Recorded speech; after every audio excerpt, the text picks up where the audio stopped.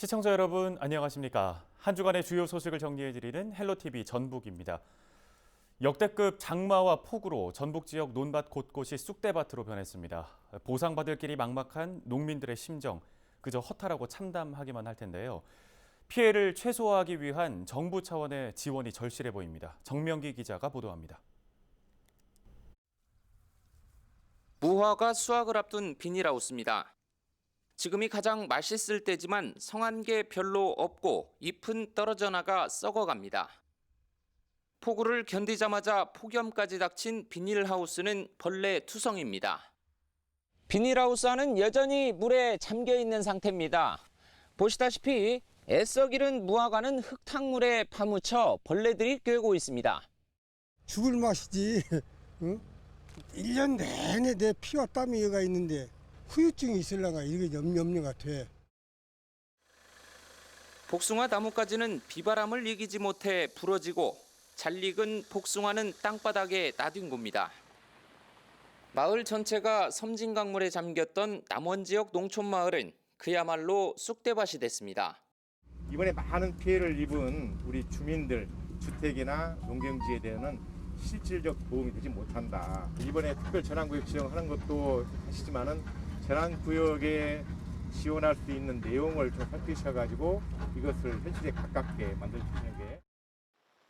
전북 지역 농경지 침수 면적은 최근 기준 9,114헥타로 축구장 12,000여 개를 합친 규모입니다.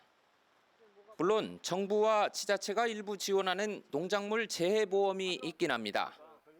그렇지만 까다로운 보상 조건과 절차뿐만 아니라 보상 수준이나 경제적 부담 때문에 가입률은 낮습니다. 지난해 기준 농작물 재해보험 가입률은 40% 정도고 비닐하우스 농가의 경우 10% 수준에 불과합니다. 보험 가입할 때만 하는 건데요. 자기 부담금도 있고요. 뭐 이것저것 어찌면요. 농작물 보험 비싸요 또. 보상받을 길이 막막한 주민들은 정부가 버팀목이 돼주길 간절히 바라고 있습니다. 이번 경우는 특단의 조치로서 당 차원에서 결심을 하시고 정부와 합의를 거쳐서 특별 재난 지역을 모든 지역에 동등하게 적용하는. 농가의 비율이 전국 평균 5%보다 2배가 넘는 전북. 농업의 기반이 뿌리째 흔들릴까 우려됩니다. 헬로티비 뉴스 정명기입니다. 남원과 순창 지역 주택과 농경지 침수 피해의 주요 원인으로 꼽히는 섬진강 뚝 붕괴를 두고 책임 소재 논란이 커지고 있습니다. 핵심은 이 댐 방류 조절의 적절성 여부인데 한국수자원공사는 비가 너무 많이 내려서 생긴 일이라는 입장입니다. 하지만 남원시와 순창군 등 섬진강 댐 일원 6개 자치단체장들이 홍수 수위 조절 실패에 책임을 묻고 있습니다. 김남호 기자가 보도합니다. 남원시 금지면 섬진강 금곡교 인근입니다. 지난 8일 기록적인 폭우와 섬진강 댐 방류량 확대로 수위가 급상승하면서 제방 100여 미터가 유실됐습니다. 이 때문에 인근 8개 마을이 물에 잠겼고 1000여 명의 이재민이 발생했습니다. 섬진강 댐의 급작스러운 방류가 남원과 순창, 전남 구례, 곡성 지역에 침수 피해를 키웠다는 주장이 피해 주민들 사이에서 급속도로 확산되고 있습니다. 순창이 이번에 큰 피해를 받는데 우리 순창 지역에서 내린 비보다는 우리 그 섬진강 댐 관리를 잘못해서 더 큰 피해를 봤다고 우리 순창 구민들이 지금 생각하고 있습니다. 댐이란 것은 본래 홍수 조절용이 목적이고 그 외에 부차적으로 생활용수라든지 전기를 생산하는 데 이런 것은 부차적인 문제이지 수자원공사가 제때 대처를 못해서 이렇게 되었다고 해서 환경부와 수자원공사를 가서 항의를 하러 올라가려고 지금 준비 중입니다. 수자원공사는 지난 7일까지 초당 400톤 내외였던 방류량을 지난 8일 오전 9시쯤 3배 이상인 초당 1,400여 톤으로 늘렸습니다. 다시 6시간 뒤인 오후 3시에는 초당 1,800여 톤을 방류했습니다. 수자원공사 측은 홍수 발생 전 댐의 저장 용량을 늘리기 위해 지난 8일 이전부터 예비 방류를 실시했다고 밝혔습니다. 지난 8일의 경우 예상치 못한 폭우로 홍수기 제한 수위를 초과해 부족이 방류량을 늘렸다고 해명했습니다. 저희가 사전 방류를 했습니다. 그 방류량 결정은 그 댐 상하류 상황하고 그 댐 안전 같은 종합적으로 고려해가지고 이제 수분 네. 분석을 해가지고 네. 결정하고요. 단순히 뭐 강우량, 댐 수위 이것만으로 단순하게 결정하지는 않습니다. 결정하기는 좀 어렵기도. 수자원공사 측에서는 매뉴얼에 따라 방류량을 조절했다고 밝혔지만 수해 피해를 입은 주민들은 예비 방류가 적절하게 이루어지지 않았다고 목소리를 높였습니다. 남원시와 순창군 등 섬진강 일대 7개 지역 자치단체장들은 13일쯤 공동으로 환경부와 수자원공사를 방문해 홍수 조절 실패 책임을 물을 예정이어서 수해 원인 논란은 가속화될 전망입니다. 헬로티비 뉴스 김나호입니다. 휴가철이라 계곡에 놀러 가신 분들도 많으실 텐데요. 계곡은 집중호우의 영향을 받는 지형이어서 급류에 휩쓸리거나 고립되는 사고가 빈번하게 일어납니다. 위험한 만큼 야영객들은 각별히 주의를 하셔야겠습니다. 장진철 기자입니다. 최근 국지성 호우 빈도가 늘어나면서 각별한 주의가 요구되고 있습니다. 평소에는 이처럼 얕은 계곡물이지만 비가 내리기 시작하면 물은 순식간에 불어납니다. 특히 본인이 있는 곳에 비가 내리지 않는다 해도 상류에서 비가 내리면 하류의 물은 순식간에 불어나게 됩니다. 산 정상 등 상류에 소나기가 내리면 산 능성이 등 높은 곳으로 대피해야 하고 순식간에 불어난 물은 물살이 거셀 수 있어 무리하게 건너는 건 매우 위험합니다. 쉬지 않고 비가 1시간 이상 내리고 있다면 이미 계곡에는 엄청난 물이 불어 있어 평소에 쉽게 건너던 계곡은 더 이상 계곡이 아니라고 판단해야 무리하게 계곡 하천을 건너면 안 되겠습니다. 또 텐트 안으로 물이 들어오면 물건을 챙기려고 하지 말고 즉시 자리를 떠야 합니다. 야영을 할 경우 라디오나 스마트폰을 통해 기상 정보를 수시로 확인하는 것도 도움이 됩니다. 태풍 등 자연재해가 예보된 기간에는 입산과 등산을 자제하는 것이 사고를 막을 수 있는 길입니다. 헬로티비 뉴스 장진철입니다.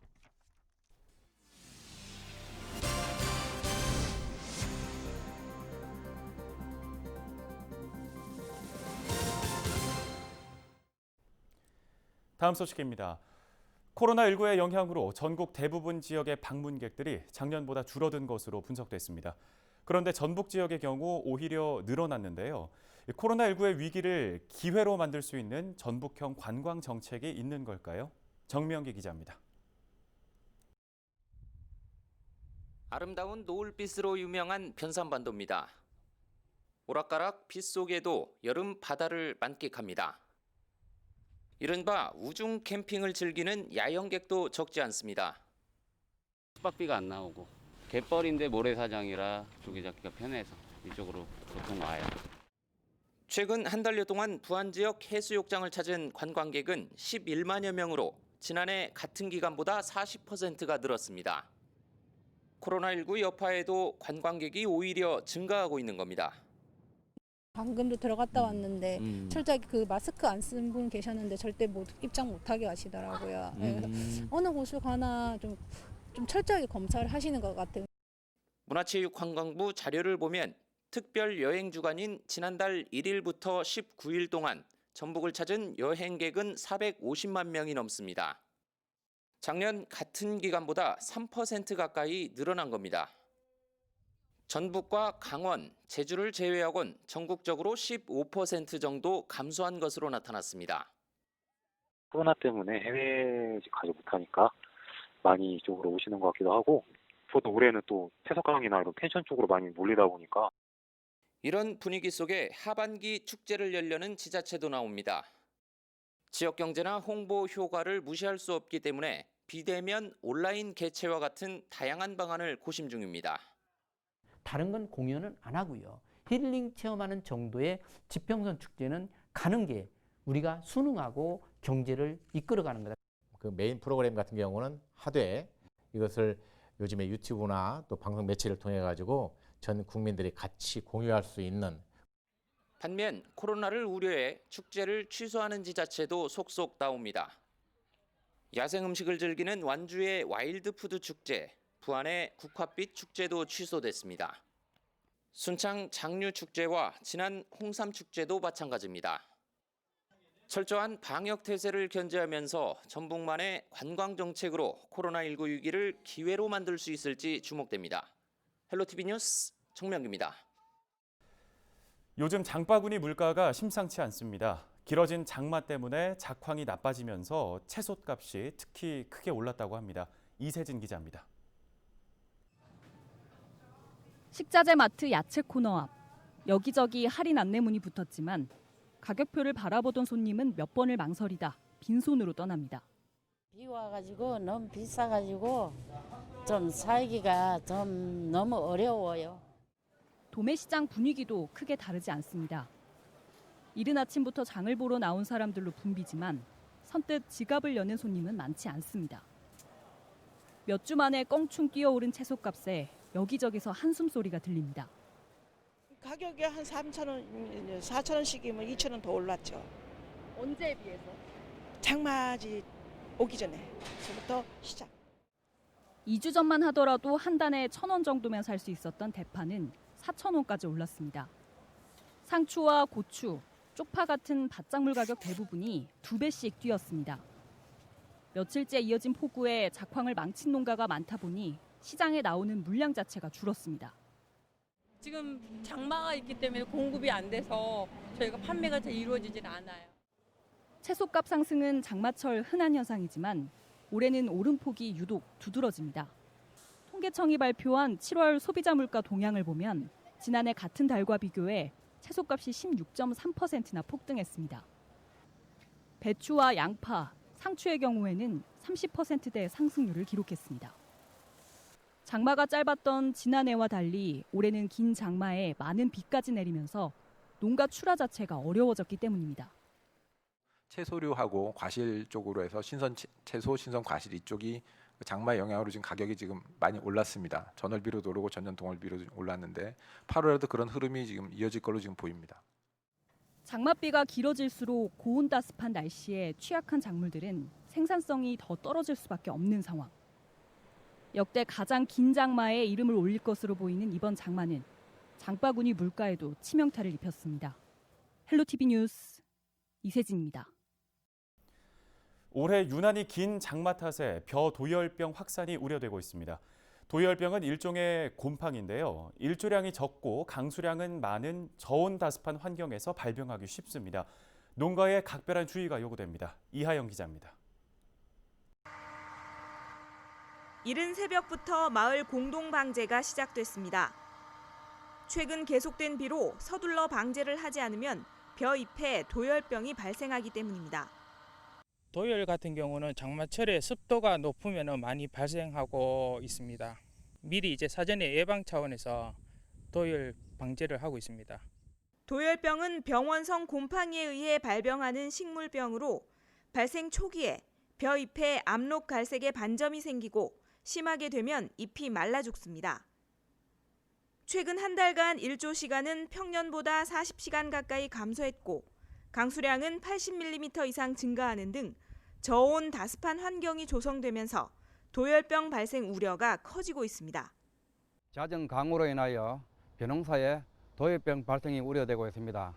농가에서는 과비로 인하여 잎색이 짙은 필지나 매년 도열병이 자주 발생하는 필지는 즉시 예방약이나 치료약을 살펴 주시기 바랍니다.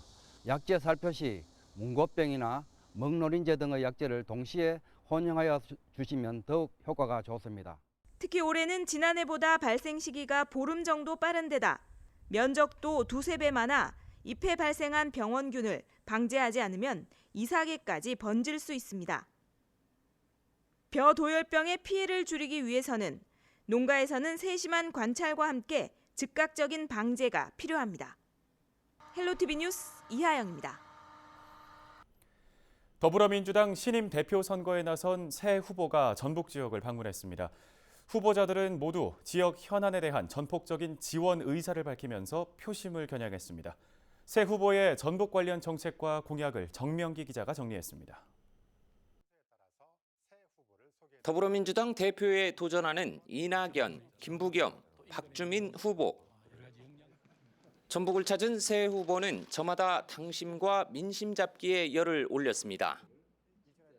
늦은 밤 시간도 지역 개발과 관련한 공약과 정책을 알리는 데 주력했습니다. 부창대교 이게 되면 굉장히 서해안 발전이 획기적으로 이렇게 가속화될 것 같은 생각이 들어요. 이제까지 정부 사업으로 채택이 못 됐습니다만은. 무엇보다도 관심 있는 새만금에 대한 어떤 여러 가지 적극적인 속도를 높이는 그런 어떤 개발, 또 전라선 GTX 이런 여러 가지 투자를 통한 좀 더 많은 재정이 지방자치단체 쪽으로 흘러들어가고 또 지방자치단체가 지역 사정에 맞게 그것을 활용할 수 있게끔 그런 재량권도 동시에 부여해 줄 필요가 있다고 생각합니다. 공공기관 12개가 들어선 전북혁신도시와 연계한 정부의 2차 공공기관 지방이전도 관심사입니다. 전라북도가 성과를 낼 수 있는 새 후보의 묘책은 이렇습니다. 정부가 전북혁신도시를 국민연금 기금을 기반으로 한 자산운용 중심 금융도시로 조성하겠다는 내용이 이미 담겨져 있거든요. 그 외에 농업 관련된 공공기관도 제3금융중심에 필요한 기관들 그리고 농생명 또는 신재생 에너지 관련 기관들을 그 선정 대상으로 삼았으면 좋겠습니다. 자산 운용 중심의 금융도시를 만들겠다라는 어떤 전북의 꿈 반드시 이루어지도록 그건 돕겠습니다. 그래서 관련 기관들이 이렇게 밀집이 돼서 시너지를 낼 수 있도록 하겠습니다. 지난해 기준 전북 지역에서 거둬들인 국가 세금은 전국 대비 1%에도 미치지 못하는 상황. 그만큼 소득이 없는 열악한 지역 경제 실태는 전북 소외론이 제기될 정도입니다. 전북 목 찾기라는 그런 어떤 상황을 이해하며 또 저희들이 힘을 보태야 할 것 같습니다. 혹은 수소 특화단지 이런 부분에 대한 것 외에 전북을 이제 좋은 정치적 인물들을 키워야 될 것 같습니다. 전북의 어떤 새로운 활력을 찾기 위해서 많은 분들이 고민하고 계시고 이 구체적인 계획들이 진짜 결실을 맺도록 중앙정부 차원에서 그리고 더불어민주당 차원에서 많은 지원을 해야 되겠다. 수소 경제와 탄소 산업이 앞서가고 있습니다. 이걸 잘 키웠으면 좋겠고요. 신재생 에너지나 의료 산업 이런 것들을 함께 키워나가도록 했으면 좋겠습니다. 지원하겠습니다. 친전북 성향을 어필한 새 후보는 오는 9일 전북도당 위원장을 뽑는 상무위원회에도 참석해 지지를 호소할 예정입니다. 민주당 새 대표는 당원과 대의원, 여론조사 등을 반영해 다음 달 29일 선출됩니다. 헬로티비 뉴스 정명기입니다.